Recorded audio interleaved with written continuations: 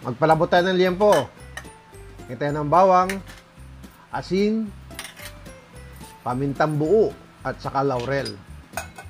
Saka natin takpan at palambutin. Ayan, pagka malambot na, drain natin. Saka palamigin. Tapos timplahan na natin garlic powder, paprika, meron din tayong ground pepper, tapos kalamansi, saka cornstarch. Naglagay tayo ng cornstarch para malutong siya. Oo. Ayan, haluin lang mabuti. Tapos magpiprito na tayo. Nagsasawa na sila sa inihaw, kaya magprito naman tayo, Mang Peps.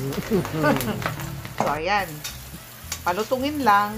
Yan, pag golden brown na, hahanguin na natin yan. Yes. Ano, masarap na tanghalian ito. Katerno ng adobong kangkong. Oh.